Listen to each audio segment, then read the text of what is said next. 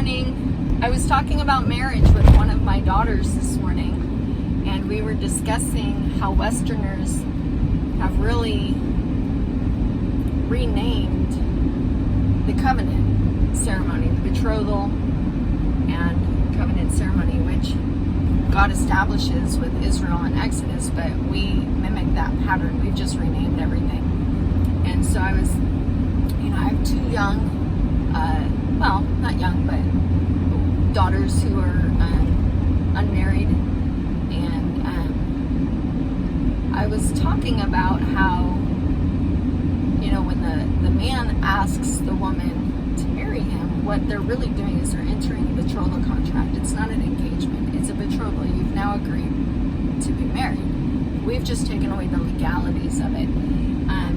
And what we actually call the marriage ceremony is not a marriage ceremony. It's just where you exchange your vows. It's where you publicly, say, I will do this and this and this, and you exchange the agreements of your covenant, and you agree to do them. But still, it's part of the betrothal. And you're not married in the eyes of God until you consummate and cut that covenant.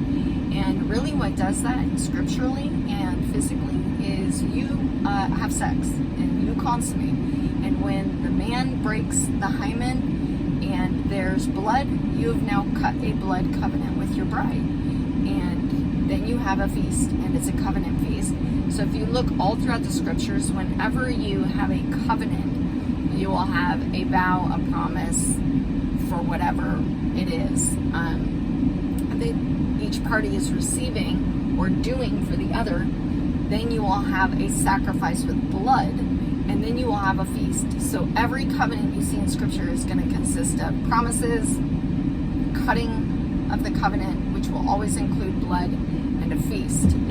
So you can go through and look at that. And that's what marriage is today. It's just that we have we say you're married after you stand up and give your promises to everybody, but really in the eyes of God, when you cut the blood, you've now entered a covenantal relationship in the eyes of God. And it's very serious. It is not to be trifled with. It is not to be... This is why virginity is so important.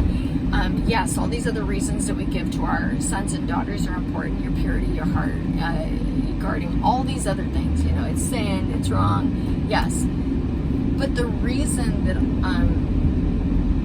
behind it is because this is a blood covenant in the eyes of Jehovah Elohim that you are making with another person.